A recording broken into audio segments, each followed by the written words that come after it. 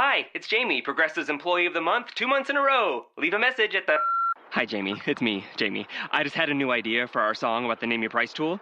So when it's like, tell us what you want to pay, hey, hey, hey, and the trombone goes, blah, blah, blah, and you say, we'll help you find coverage options to fit your budget. Then we just all do finger snaps while a choir goes, savings coming at ya, savings coming at ya. Yes? No? Maybe?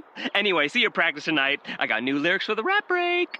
Progressive Casualty Insurance Company and Affiliates. Price and coverage match limited by state law. Voices for Change 2.0, the only podcast that focuses on mental health while mixing in movies, music, books, sports, and pop culture. Here are your hosts, Rebecca and Joe Lombardo.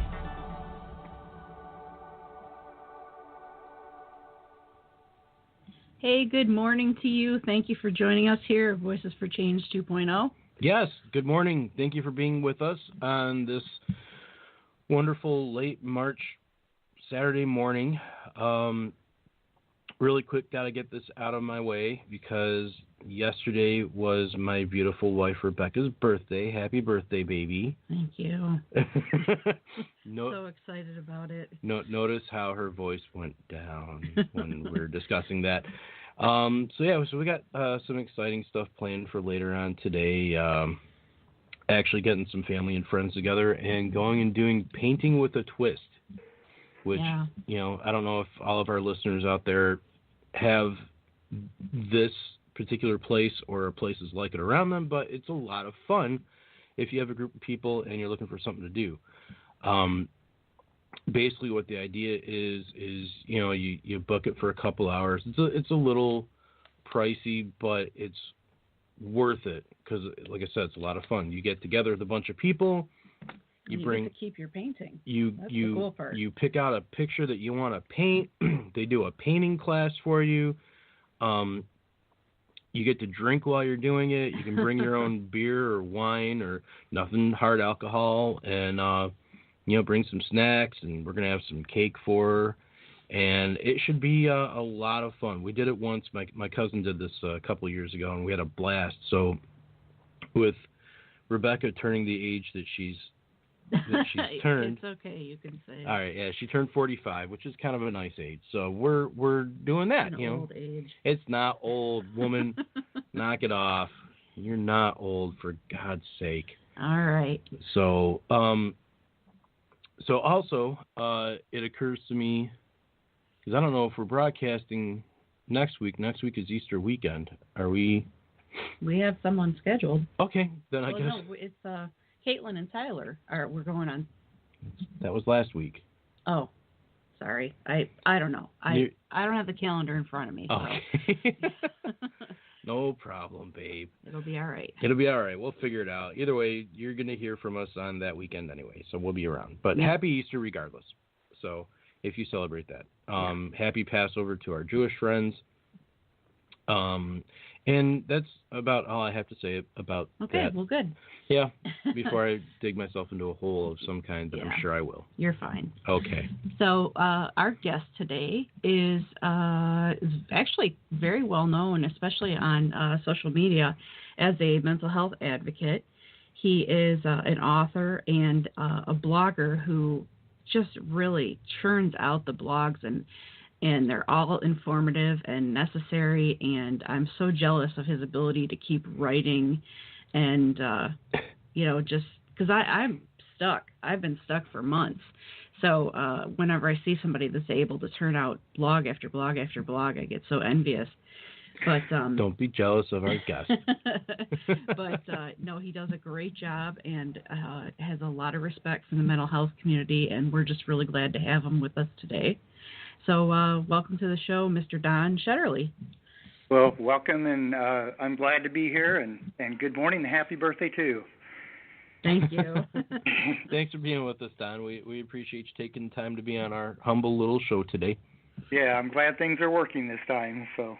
Yeah. So are we, let me tell you. What he's referring to is the last time we tried to record with him, Blog Talk Radio was having some temperamental issues. It was, as they say, incommunicado. Yeah, and the funny part about it was I had tweeted about it, And I don't know if you saw it, Don, but they tweeted back to me the following day that they still didn't even have it fixed. Yeah, I saw that and I just couldn't believe it. I was like, wow. Yeah, that's rough. But I've been involved in enough technical stuff in my life that that just seems normal. So the show must go on. Indeed. Well, at least we were able to have you on today, and we're happy and we're grateful for that. And again, thank you for taking the time to be with us today. It means a lot to us. Thank you. I appreciate that. Do you have any questions for us before we plunge ahead? Not right off, I don't. Okay. Well, if you think of anything, please don't hold back. Say, hey, I want to ask you. And then follow that. Sounds good. Yeah. So. All right. So talk with us a little bit about, excuse me losing my voice. Talk with us a little bit about where your mental health journey begins. Well, several years ago, I can't remember, I guess it was back in 1991, I went through what they call conversion disorder. And conversion disorder basically left me paralyzed with what they call pseudo seizures, the ability where I couldn't basically talk hardly. I could get one word out maybe every 5-10 minutes. I couldn't move my arms, my legs, take care of myself. And that's kind of where things started. It wasn't my choice. I didn't get to say, "Oh, I'm going to start down this journey." It just happened. And it happened suddenly that, I was actually going to church at the time, and it was a Sunday afternoon. I came home. I was tired. My back was hurting, and next thing I know, I laid down for a nap, and that's the last time I could walk again for several weeks. So wow, that's kind of how my journey started. So wow, that's got to be terrifying. Really? Yeah, it was, because at the time there was no internet. There was the doctors didn't know. At first they thought I had multiple sclerosis. That's what the initial diagnosis was. They sent me to all kinds of tests. MRIs, blood work, all kinds of things. They put me on medication, which made things worse. And, the whole time they would just send me home and say, "We don't know what to do with you." And, when you have family members, especially the ones that did some of the stuff they did to me, when you have those people taking care of your very, how should I say this, intimate things in life, that's very difficult. So. Yeah. I can imagine. Well, we're glad that you were able to overcome that. Yeah, really. What? How long until they actually figured out what was going on with you? Did that take years, or? In my case, it took a couple weeks before they kept going doctor to doctor, and finally one neurologist said, "We need to admit you to the hospital and run some tests." And it was like, oh, thank God. It was just like, finally, somebody's, seeing this for what it was. And, so they ran me through more tests, and then I didn't even realize what the diagnosis was for a long time, because in conversion disorder, one of the schools of thought is you don't tell the person exactly what it is because it could make things worse.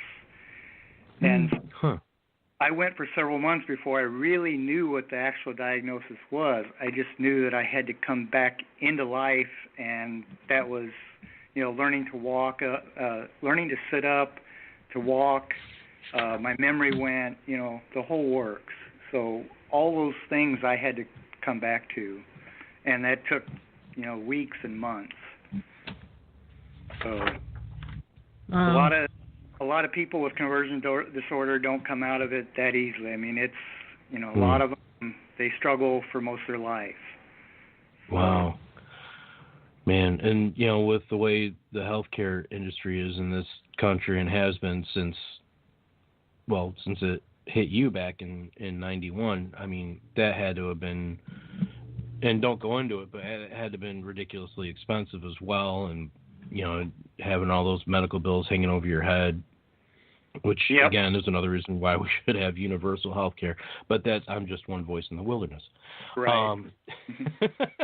I totally agree. Yeah. you know, but I mean, that's just crazy. Did they say what triggered it? Were they able to figure that out? Well, it took a long time to really piece that part together, because for a long time you're just sitting there dealing with the symptoms, the paralysis, the not being able, the pseudo seizures, the not being able to talk, remember, those kind of things. So the basic premise is you've got to get past that.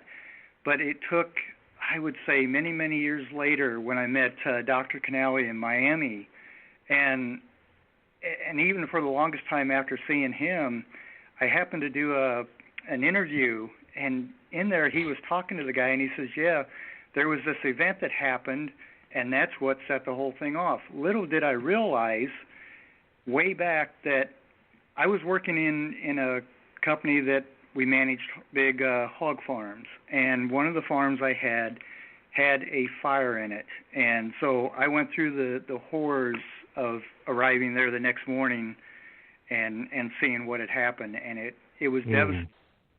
But the part that connected that back to the trigger was the fact of watching my cats and my animals be killed, and this is where it gets a little tough to talk about, but my cats and my animals being killed by one of the people that abused me, and hearing those screams of what they went through is the connection to what I saw in the fire, and which set off the whole cascade of events. Wow. Oh, God, that's horrible. That's horrendous. Oh, and even so sorry. This is many years later, and it still chokes me up just to even say those words. I mean, it's pretty powerful. Yeah. Yeah. Wow, you definitely have our sympathy and our love, Don. That's I have no words. Yeah. I really don't. So. And I've since found out that people that tend to abuse animals or do those kind of things have some pretty serious issues in their past. I mean, there's something that happened. Really? So it doesn't excuse what happened, but at least, when I see that, it's like, it's a red flag to me. So. Yeah. For sure. Yeah, I've got. I won't go into how strong, but I have very, very strong feelings and opinions about those that do abuse animals. I'm gonna leave it right there because I'll get angry, and you wouldn't like me when I'm angry. So why don't you go on to the next question? Yeah, I'm gonna go on to the next question. Let's change things up a little bit. Okay. Please discuss with us unified therapy. Unified therapy is something that Dr. Canale, he's a pioneer in this whole trauma treatment world. He does stuff that I have never seen anybody else come close to do. Unified therapy is basically, he's looking at all these different modalities out there, these different schools of thought, different ways of working with people, and he tries to go in and pull out like a core truth out of each one.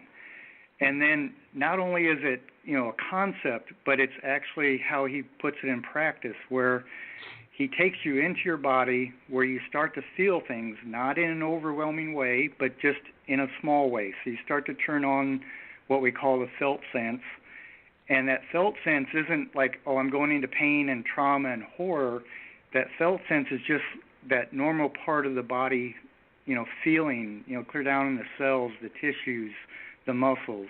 It's that inner part that remembers what happened when we're abused, even if it doesn't have the story or you can't articulate the story, it's there. So what unified therapy does is it takes that, you start from that premise, and then you just start taking the person through, but you don't take them into the part where they're overwhelmed. You take them maybe just to the edge of that and then back them off a little bit. And so they can kind of come back to a place of rest and stillness, and then you take them maybe a little bit further and then come back. You're trying to create that resiliency in the nervous system where it can handle more, and it can bring about awareness, consciousness, and change from the physical body into the mental side of things. So that's just so I make sure I understand it correctly, because I think I get it. What he's doing is he's bringing about the almost to the physical trauma, the physical manifestation, without going to the mental part of it. Yeah, eventually you'll connect the two, but it starts out on the physical side, and it's not even, it's more kind of what comes up at that moment, and then you just build from that point. So it's, I mean, it is hard to explain. It's more easier to go through the process and see it, but it goes from, I mean, the first thing that happens when we go in on a session is we're asked to start feeling and sensing in our body, and whatever that is, that's kind of where we build from. But you're trying not to go all the way to, here's the full-blown story. You're focusing more on the body and healing that part of it, which ultimately connects in with the mind. Right, because when you go through a trauma, you know, you've got obviously the mental part of it that, you know, affects you and can affect you for years, but there's a physical component to it as well. You know, you get the anxiety feelings, the heart racing, or what have you. And people, I think, sometimes don't pay attention to that, or they ignore that as a thing. So then later on, if you get hit with those feelings again, you know, you don't know, you know, it's like you're a deer in the headlights kind of feeling. Right, and that's part of trauma. I mean, it, you know, in order to survive, you have to kind of numb and disconnect, because if you're going through, let's say, being raped or molested or whatever it is, that, I mean, there's no way for, especially for a young kid, there's no way for even an adult sometimes to understand, you know, what's going on, and so the only thing you can do is kind of numb and disconnect from the situation. And that's what, I mean, you know, that's what trauma does, and it keeps you in that. So what Dr. Canale and Unified Therapy is doing is trying to turn that system back on, but do it in a way that's safe and not, you know, not where you're just re-traumatizing yourself. Right. Yeah, it is. Yeah. That numbing and disconnect is so prevalent. I mean, it's, you know, we all do it, and so it's right. For sure. I mean, absolutely. Yeah. So tell us a little bit about your book, Hope and Possibility Through Trauma. So Hope and Possibility Through Trauma it really was never meant to be shared as a book. It was stuff I started writing, and in fact, I just saw on Twitter here the other day, somebody, and I can't remember who it was, somebody shared an article that the more you write, the more you basically help heal yourself. Right. And so my writing was to help heal myself. And it's a lot of different writings at different points in that process. Some are a little bit darker, some are more hopeful. But I was trying to show that, you know, through this writing, there's hope and there's possibility through the trauma. There's more. There's a light beyond the end of the, you know, the end of the tunnel. And that's kind of where that came about. So, and I'm actually working on a new book right now too. So. Oh, great! Well, yeah, we awesome. were gonna ask you about that. You told me that you were editing a new book. Do you want to talk a little bit about that? Yeah, the new book is going to be called Overcoming Challenges. We all kind of know what what challenges are in our lives, but I'm really working a little bit more to kind of develop the story of what happened when I went through conversion disorder in the hospital.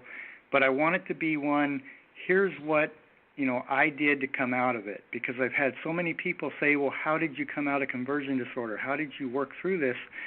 And for a long time, that was a hard question to answer. And so this book is focusing a little bit more on the concepts. It's not a step-by-step process, but more of the concepts. Here's the things that I embraced that helped me, you know, get through where I was at to the point where I'm at now. Wow. And I'm really happy that your work is bringing awareness to conversion disorder, because I'll be honest with you, we've been doing this well over, a year and a half, and this is the first that I've been made aware of it. Yeah, I haven't heard of it before either. And it's fascinating and scary at the same time. And it's very rare. I mean, I went from 1991 through till I think it was around 2010, 2012, something like that, before I met another person that had gone through this. So it's rare. Wow. And now I've met. Did they? Go ahead. I'm sorry. Yeah, now I've met several. So I think it's not quite as rare as it once was. So. I was going to ask you, did they think that you had maybe had a stroke? Was that one of the possibilities at the beginning? If they did, they didn't discuss it with me. So I tried to go back and grab all my medical records, but it was too many years went by, so I'm not sure if they looked at that or not. I know they tested just about everything that they could. Yeah. I felt like a testing pincushion. I can imagine so. And the way you describe it, I don't know how similar or different it is, but it reminds me of. Do you remember the movie Awakenings? Vaguely. Yep. Vaguely. I remember the title, but I don't remember the actual body of the film. And it was Williams was in it. Yeah, Robin Williams. I think was it De Niro? I don't remember now, but I know Robin Williams was in it, and I remember that had to do with encephalitis, which is was not a trauma-based thing. It was an actual I think like a virus type thing or something. I don't want to give out the wrong information and and miscommunicate things, but I know that it was a similar thing where people were they couldn't move. They were kind of catatonic kind of thing. And that's a little different. That's one thing with conversion. I mean, first of all, you have no clue what's going on. Nobody else does either. And I remember sitting. In fact, this kind of came up in my therapy sessions not too many months back, but I remember sitting there in a basically in a wheelchair on the couch and going through these. It's like a seizure almost. They call it pseudo seizures, but it's like if somebody has an epileptic seizure, kind of the same thing. And everybody just standing there watching you, and you're like, you can't say nothing, but you just want somebody to come over and just touch you or just reassure you it's going to be okay, or and those were pretty difficult moments that I didn't realize impact me quite as much as they did until just a few months ago. So, I mean, it's when you see stuff, it's pretty intense. Jeez. Well, let's see, where are we at? Question was we're gonna do this one. That one? Okay. We are prepared. So, what are your thoughts on the stigma surrounding mental illness? I remember back when I first started going to counseling, and I was so scared of anybody finding out that I was going to see a therapist. And this was long after, I'd come out of the conversion disorder, I was back to functioning. But I wouldn't even, my boss didn't know where I was going. I didn't even go to a therapist in the town I lived. I drove 60 miles to a town. And I didn't want anybody to see me. I didn't want them to know. I didn't want my boss to even know. So I would tell my boss I just had, I might have said a doctor's appointment or something. I don't remember what I said. But I was afraid. And in those days, I had told my therapist too, I said, if you have to call where I work, I said, don't give them any indication because I don't want anybody to know. I felt so horrible that I had to go to counseling. And the shame of what I went through and the shame of, just the depression, anxiety, suicide that I struggled with, it made it where I, of course, it's like, please, nobody find out this horrible secret about myself. But I may be getting a little off track on your question, but no, it's you're absolutely fine. No, that actually part of your response led me to another question, really, which was, when you went through, conversion disorder, how bad did it prompt you towards other afflictions like, depression and you mentioned, possible suicide and was it like prevalently invasive? Was the therapist able to help you with those feelings? Yeah, when I went through conversion, I was in a regular hospital, and then I actually went to a psychiatric hospital for I think it was about 3 weeks. But the doctor I had, he wanted to put me on medication for depression and anxiety, and I was like, oh no, I'm not depressed, I'm not anxious. Yeah. And so I fought him. I was like, you're not giving me medication. And I'm laughing about it because it was a kind of a struggle between me and the doctor. And I mean, every day he was like, no, we need to do medication. I was like, no, I'm not doing medication. And I fought him hard. And he said, finally, he says, okay, we're going to do it your way. If that doesn't work, will you agree to do it my way? And so I finally agreed. But I struggled with depression horribly. I mean, that was part of that whole experience, the anxiety. And then with other events that happened after I got out of the hospital, I mean, there was times that, I really did try to kill myself. I did not want to be alive because there was just too much to deal with, and it was too difficult. Yeah. I can understand those feelings. Yeah, that's, and again, we're both so sorry that you went through all that, Definitely.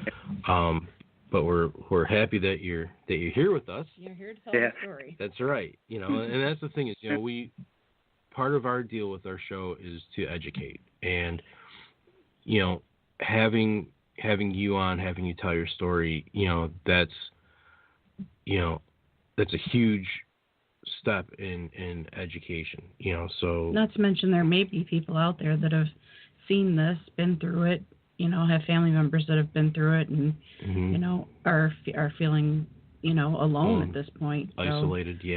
So it's good to find common ground, right, to know that you're not alone in this.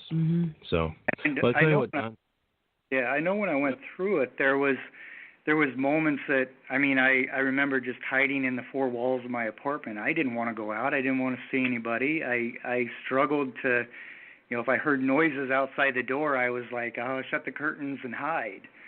So, we do that now.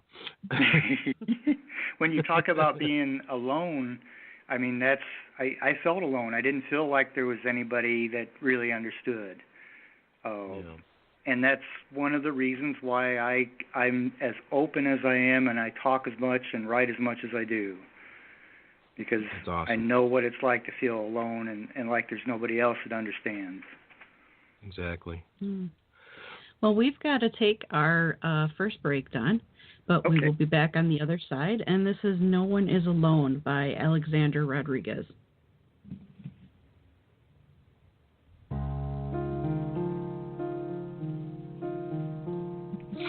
No one here to guide you. Now you're on your own. Only me beside you. Still you're not alone. No one is alone. Truly, no one is alone.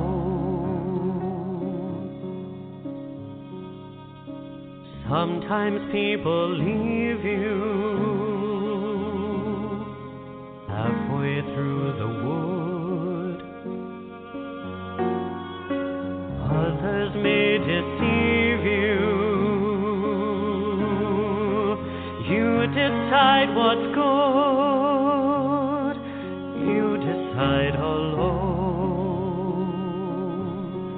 But no one is alone. People make mistakes. Fathers, mothers, people make mistakes. Holding to their own. they're alone. On her their mistakes, everybody makes one another's terrible mistakes. Witches can be right and giants can be good. You decide what's right, you decide what's good. Just remember, someone is on your side, someone else is not. While you're seeing your side, maybe you forgot that they are not alone. No one is alone. Hard to see the light now. Just don't let it go. Things will come out right now. We can make it so. Someone is on your side. No one is alone.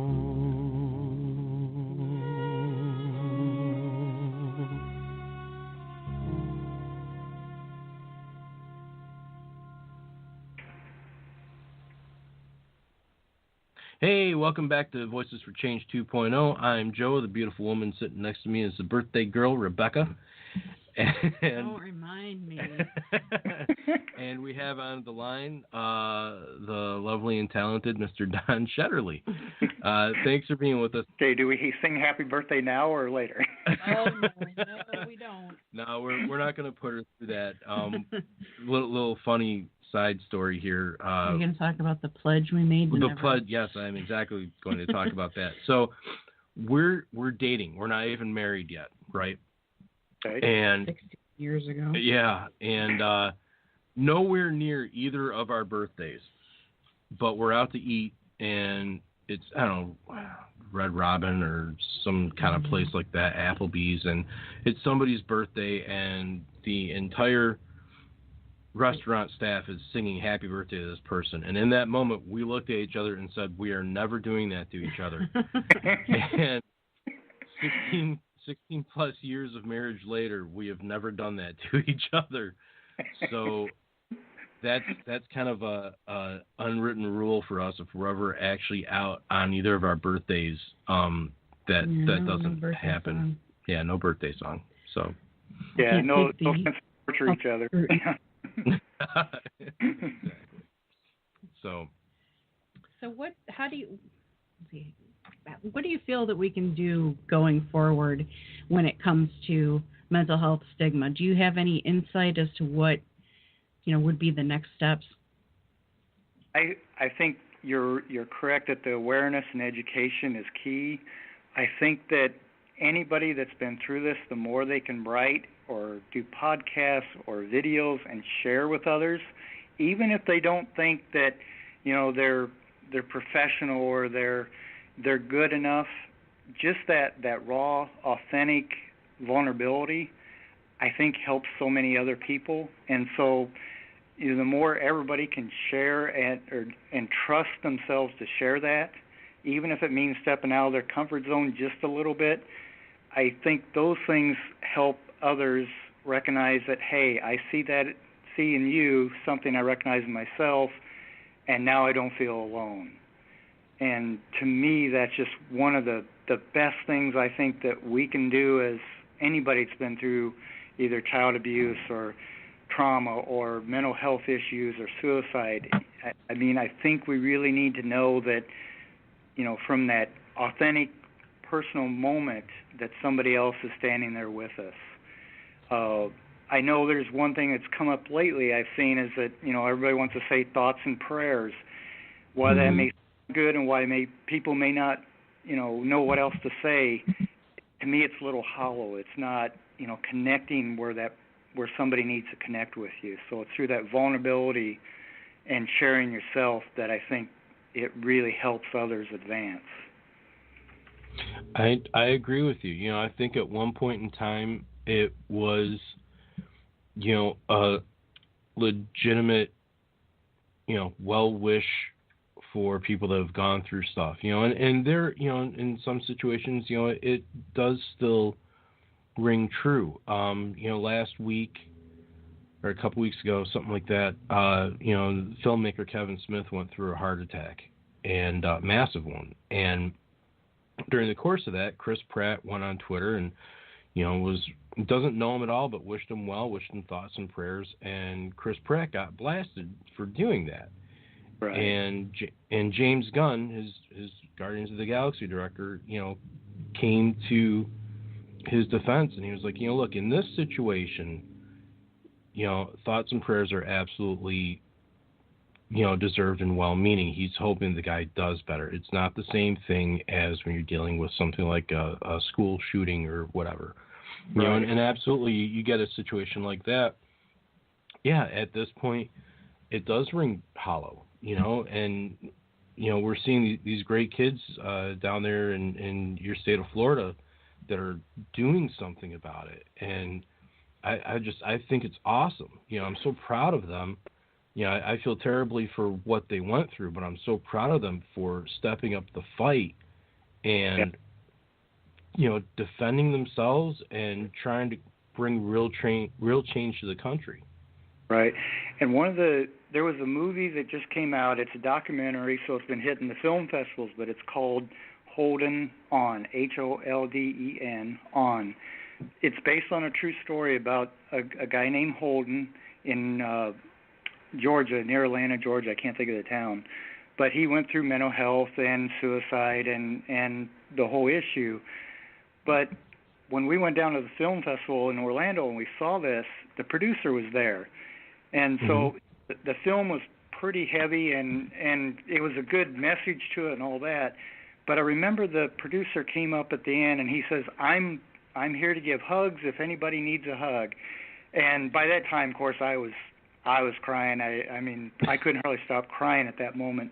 And he came up to me and offered the hug, and that hug meant so much in that moment. The producer and I have gotten to be good friends now, but I'm like, just that authentic moment, that that connection, and it can mean just so much.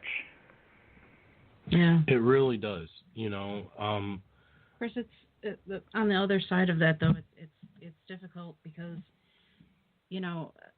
what do you say now? What is socially acceptable to say when someone is going through these horrific things? And I definitely think that it's causing everyone to maybe think, before they speak. All right. this. Yeah, sometimes, I think. Go ahead, Don. Sometimes we need that more on Twitter than we see, or social media, is that people tend to write and then think, and so I hope that's the things that come out of this, is that maybe we think with our hearts and compassion a little bit more, before we write on Twitter. So yeah, for me, what I was going to say is I think it's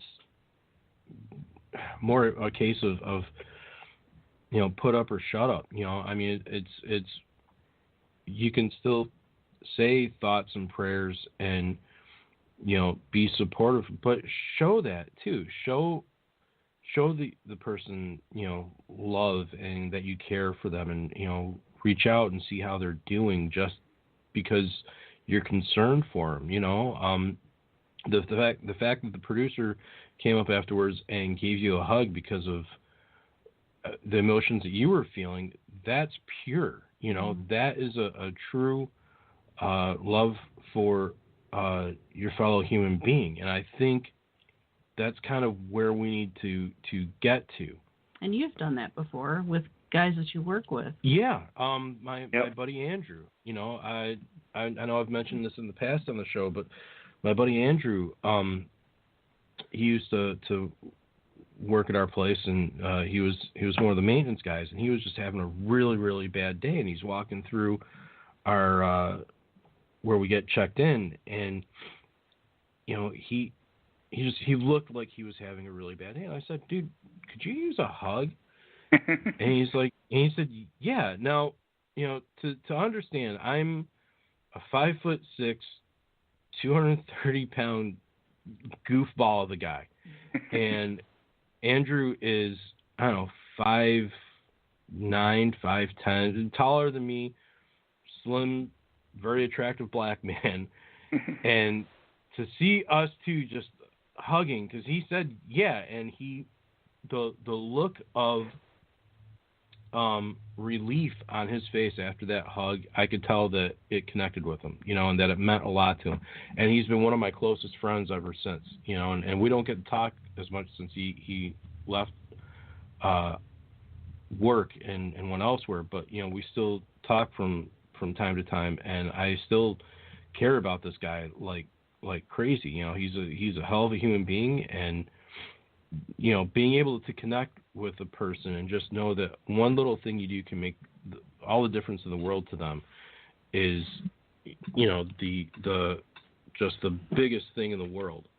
Yeah, one of the things online that I will try and do at times, and sometimes I get very busy and forget it, but even to direct message somebody or send them a tweet, just say, hey, I'm thinking of you, or how are you doing, or just something to kind of show that, hey, you matter to me right at that moment. And boy, some days you just melt somebody, you just melt some of the struggle they're going through away. Exactly. And you really,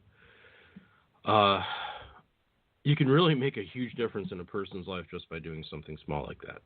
Absolutely. That's I guess what I'm trying to say.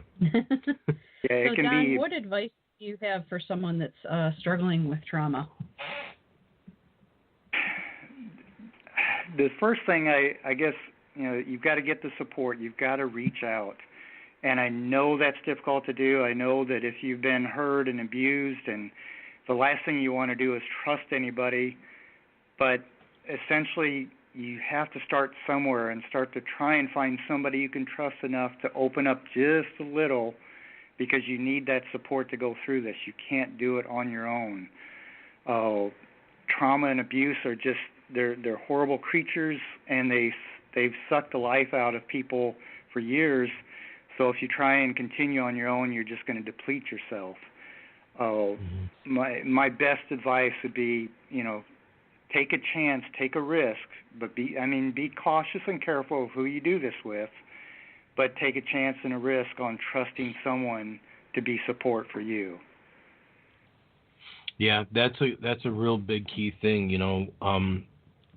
Before Beck and I got together, it was a struggle for her, and she was getting help through the county and everything. And once we got together and I was able to go with her to her doctor's appointments, and then eventually, getting the insurance that we have now and finding her better doctors and all that, just knowing you got somebody that's back up, Right. Somebody that's got your back and will support you, that's huge, and it's hard to find that person sometimes. So yeah, I went through a couple. I had one therapist that this is a point where I was really looking to kill myself every day. I did not want to survive, and so I started to reach out. And the psychologist, I was living in a small town. The psychologist came and met me, and it was before the holidays, and he listened to me for the hour, and then he says, well, I'll have my son follow up. He's a psychologist or counselor, and he can probably help you better.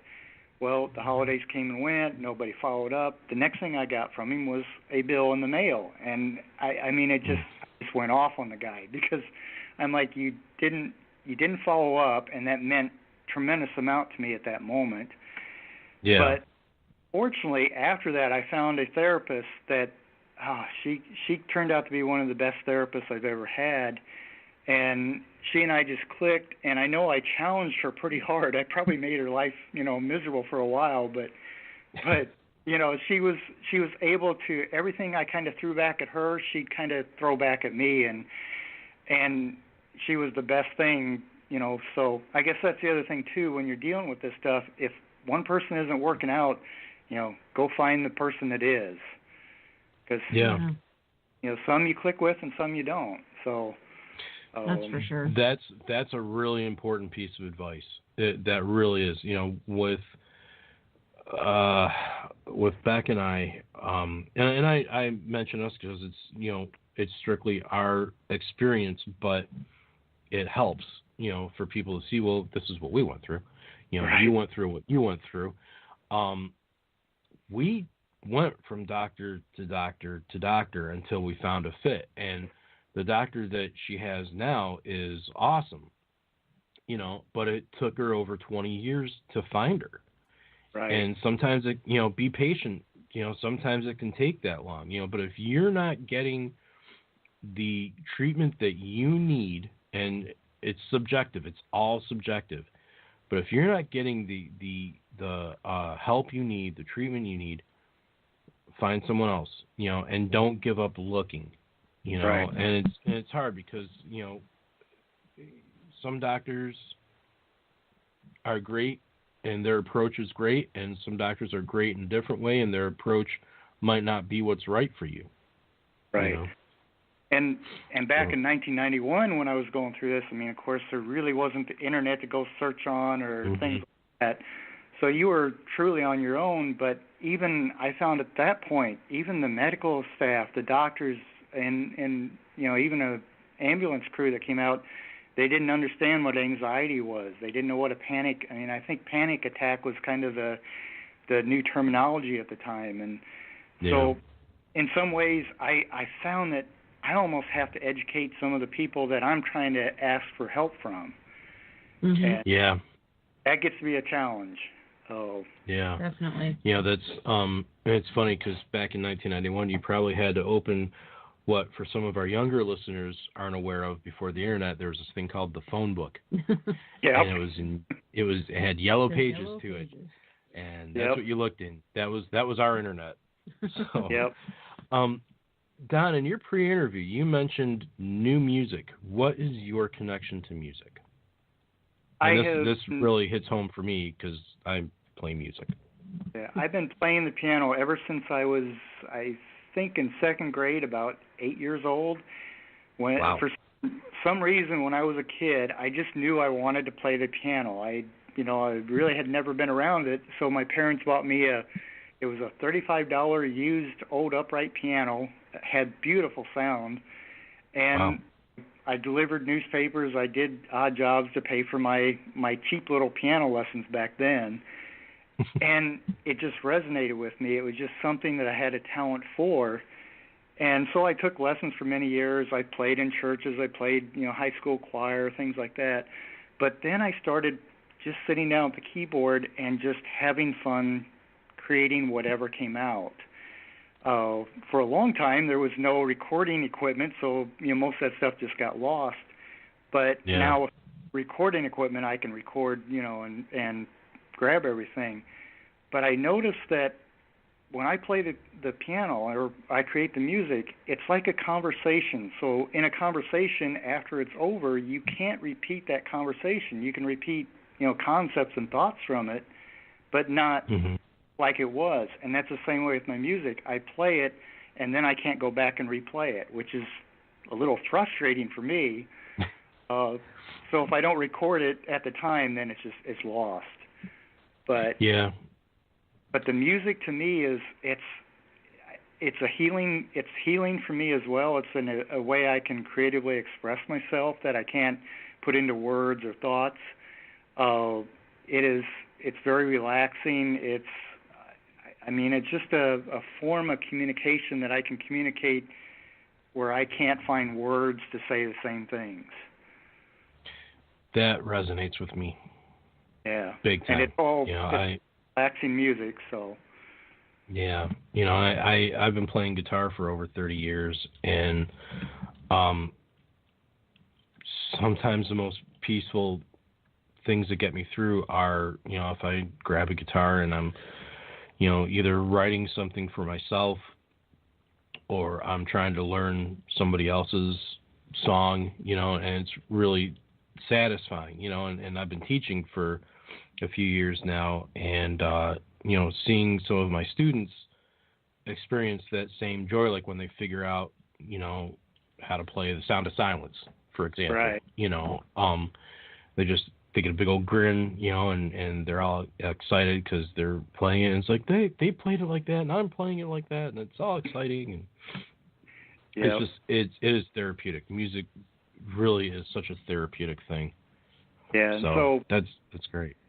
Yeah, and so some of the CDs I put out are somebody once told me, I said, well, you've been through so much, but your music sounds hopeful and inspiring or beautiful, and I'm like, that's because the song tends to come after I've kind of gone through that step of whatever I was dealing with, and so out of it is kind of like the lesson or what I learned, but it's through music and notes. So nice. Yeah, for me it's more a coping mechanism. I can't speak at the time that I'm going through it. So a lot of my stuff sounds, dark and miserable. Yeah. But it's cathartic for me. Yeah, and there's times that I do that and nobody else hears it but me. But I'll get pretty dark times. So. But yeah.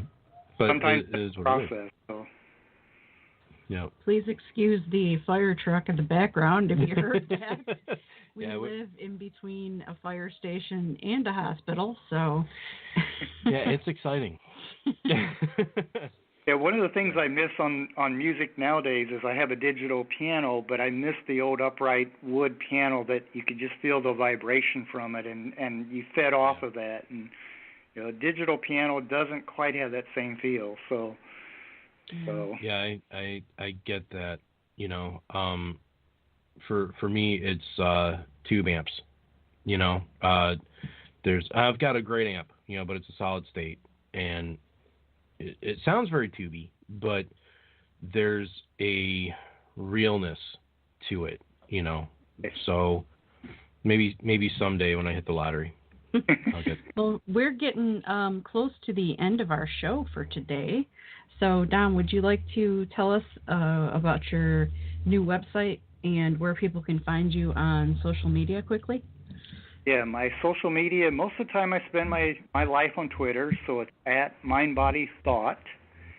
The website is mindbodythoughts.com. So it's mindbodythoughts.com, and Twitter is mindbodythought.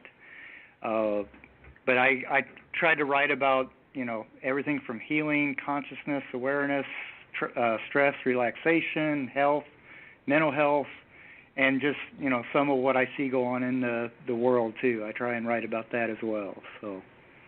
Yeah, it's a great website. It's very diverse, plus your music is on there, too, which is pretty cool. Mm-hmm. Right. Very exciting. And soon, when do you... I'm sorry, go ahead. And hopefully soon the new book. So I'm in phase, and then I'll pass it off to an editor, and then I'm hoping by midsummer I'm done with it. So I hope. You read my mind, because that's the question that I was going to ask you is when you thought maybe that was going to come out. Yeah, and it took me a while to find the title for it, but now it's the title is going to be Overcoming Challenges. So that's where it's headed. Awesome. When it comes out, we would love to have you back on to promote it too. Just to get some awareness going on it and everything. Sounds good. Definitely. You know where to find me. Yep. Yeah, you and I stay connected on Twitter, so. That's for sure. Yeah. So, well, thank you so much for being with us, Don. We appreciate you taking the time to be with us this morning, and thank you for telling your story and it's inspiring others. Yeah, absolutely. It's very inspirational, and we're honored to have you on today. Yeah, and if anybody wants, if they reach out to me, I always try to respond. Sometimes it gets a little hard to keep up, but I do try to respond to anybody that reaches out to me. And I'm glad I could be on here with you, both of you today. So I'm feel very honored and thankful. Thank you very much, sir. Thank you. Well, hang on the line. We are going to be playing out to Baby Blue Sky by Nick Hayward. Everybody have a great day, and happy birthday, baby. Thank you, Dave.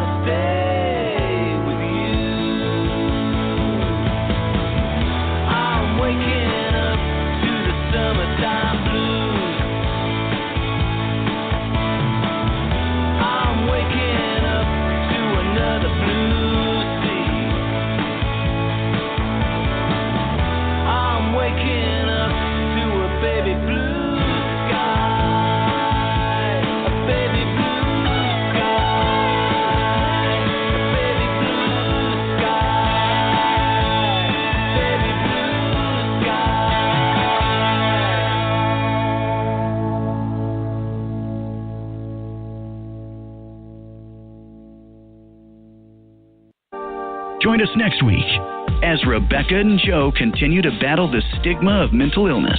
Follow us on Twitter at Voices for Change RJ and on Facebook at Voices for Change 2.0.